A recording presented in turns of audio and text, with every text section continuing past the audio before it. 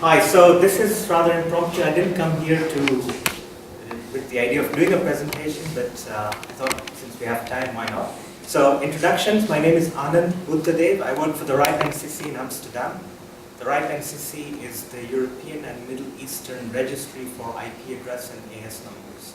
So every one of you, all your IP addresses come from our registry, even if you don't know this, at home, at work, everywhere.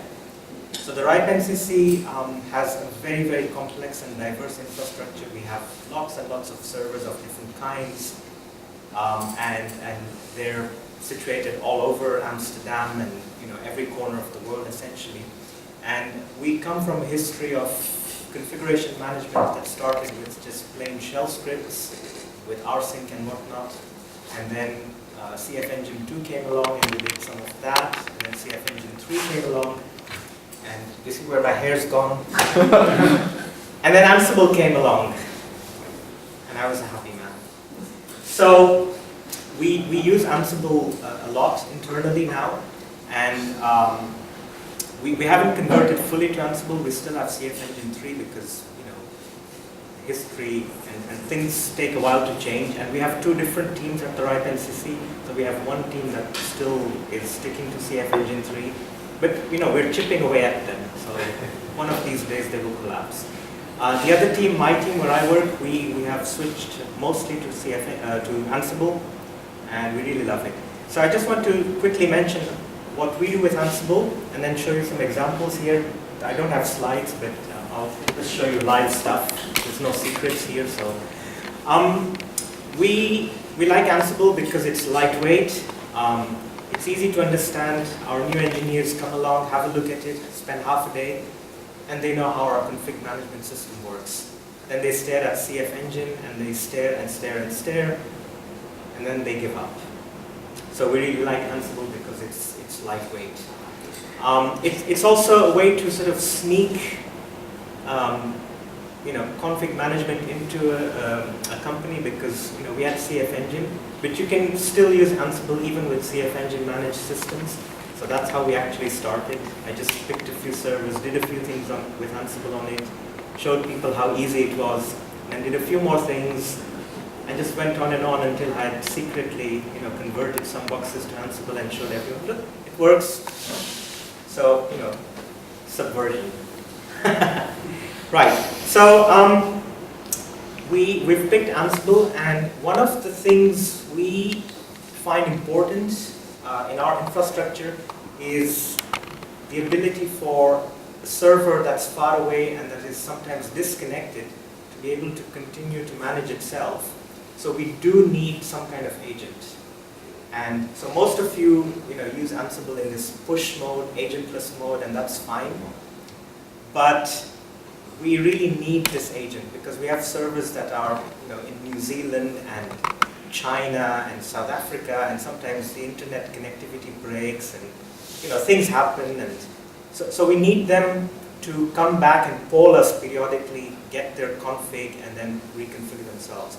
Now we have Puppet for that, but Puppet's also very heavyweight. And we realized at the RIPE NCC that we could take Ansible in its push mode, but then invert it because there is this thing called a pull mode, and run it locally on every box we want to manage. And it works. It works more or less like Puppet does. You give it a set of tasks and things, and it configures the system. And we run it periodically, so it keeps the server state. If a service has stopped, then it will start it. If a config file has changed, then it will restart a service, etc., stuff like that. So we really like this aspect of using Ansible. But we also wanted to develop a system where we could also push a playbook run against a server if we wanted to. So we developed an idea that allows us to both push and pull, and both pushes and pulls are equivalent. So I just want to show you what it looks like. So what I have here is a directory, which is just a Git repository. We have a few things in here. All of this will look rather familiar to Ansible users. We have hosts, which is our inventory. We have group vars and host vars. We have playbooks, and inside playbooks we have roles, and we have a few playbooks in there and some files and stuff. So all of this is quite familiar to most of you. So just a quick look at our inventory. So we have a few ungrouped hosts at the top, and then we have a bunch of different hosts in their own groups, and then this just goes on and on. No secrets here, so you can look at all this, and you see we have a bunch of variety of hosts. Some of these names might look familiar to you. Kroot, because we run one of the DNS root servers. Up here we have anchors. These are RIPE Atlas anchors. It's a measurement project that the RIPE NCC runs, and they have different needs. So that's our inventory. And then our main workhorse is this thing called main.yaml. This is a huge mega playbook. I'm just going to reduce the font so I can show you the scale of this a little bit. I just want to. So you may not be able to read it too well, but what I wanted to show you was that all our hosts are essentially in this one giant playbook. Everything that you want to manage is defined in one place. So at the top we have hosts all, some pre-tasks, and some roles that we want applied to every server that we manage. These are common things. And then we have different host groups with their own specific roles.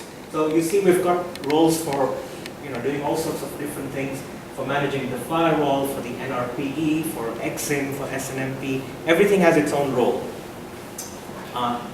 You mentioned tags. We make heavy use of tags because we often just want to run a small part of this playbook.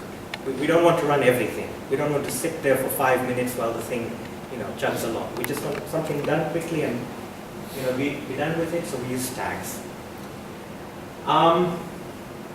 And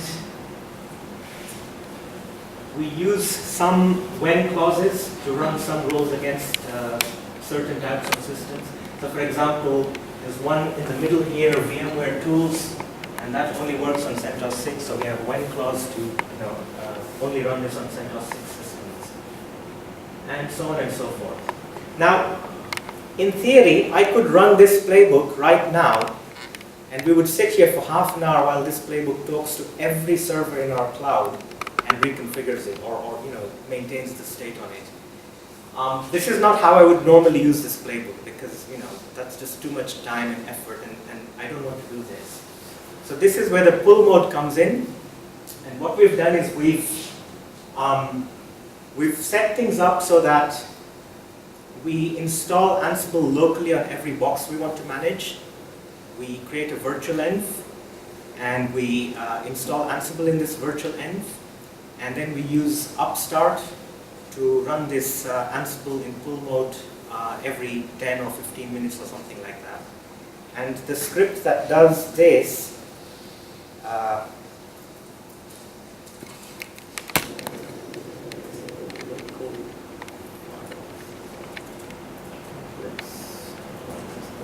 so we have a shell script here.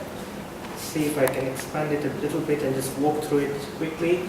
So some variables set at the top, some logging stuff, basic shell script stuff here.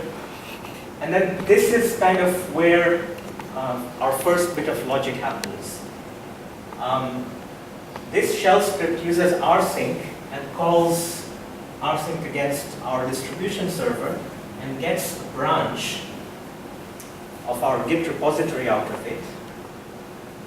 And then it does some checking and stuff like that. And if this script is running for the first time on this box, we use pip to actually install Ansible locally on the managed box. And finally, if everything's gone well, then we change directly to the Ansible playbooks, and we call Ansible playbook against the main playbook, but we use the L limit option to run it against its own host name. So it doesn't, it's not going to talk to any other host. It's only going to run locally, and it'll only execute those roles and tasks to which it belongs, to which the server belongs. So on every host this playbook is going to run, and it will only do things that it should, that it should be configured for. And will you tell that it will be local, or is this going to use SSH anyway? no, it's going to use the local connection, because we define Ansible transport up here as local. So it's not going to try and do SSH anyway. So this is essentially our workhorse. It's a form of an agent that runs Ansible locally on every system, every so many seconds. Batch job. Yeah, it's essentially a batch job. And so what we have here is, in this directory we have our Git repo. So we do our work in here, we commit, we push, this goes into our Git repo, and then we have a distribution server which just checks out the Git repository periodically, and all the boxes they SSH into it over and use rsync to get a copy of the playbooks. And this is just a summary of how we're using Ansible. Now, a couple of things I wanted to highlight, advantages of this feature. So suppose I want to edit one of my tasks and test it out. So I just go along, roles, bind, playbook, tasks, name. So this is a playbook that installs bind and configures it. Bind is a name server. So I go in here, I make some changes.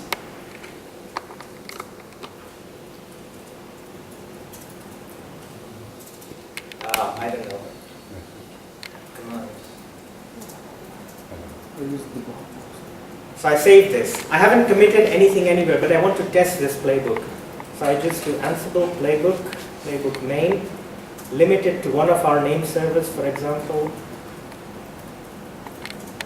I say I want to only apply the bind tag, use sudo, ask me for the password, C and D. C is check mode. This is not actually going to change anything on the server. I just want to see if my playbook's going to run properly. And D, if it's going to modify any of the config files in the template module or the copy module, then it's going to show me a little diff, so I know what's going to change. So it's not going to change anything on my server, it's going to let me try this out, and once I'm happy with it, git commit, git push, and I'm done. So I love this mode. We push things, we test them out, when I'm happy I git commit, and off they go, and the entire server farm does its stuff. One other thing I should point out is I wanted to highlight one thing here. I'm going to highlight this line because I want to focus on this for a second. We use rsync. We don't do a git pull of our repo directly on the server, because that pulls the entire Git repository, history, everything. We don't want that. We just want an rsync of the files and stuff. Okay. And we've developed this feature called branch, where if the file etc branch exists, then we read the contents and we rsync that branch out onto our server. I'm not going to go into the details of what's the distribution server and how it's managing the branches. This is something I can show you later if you're interested. But the point is, what I can also do is, if I want one server in our cluster to do a different playbook run than everything else, and I want it to actually run for a while, then in my Git repository, git checkout -b testing, right? Then I do my stuff there, git push this branch out, and on that server that I want to run on this different branch, I just do echo testing etc branch. Then this server will switch to that branch and live on that branch as long as that file etc branch exists. When I'm done with it, I can merge from my testing branch into the master, push that out, and remove etc branch from the server. This makes the server go back into the master branch and continue with the changes I've applied there. So this also gives us the opportunity to periodically test individual servers or groups of servers with a different Git branch if we wish to. We rarely use this feature, but we have used it periodically. When we're making major changes to our playbooks, then we want to make sure that that they're running fine on one or a small subset of our servers. And everything's from this one Git repo. Yeah, that's it. Thanks for sharing.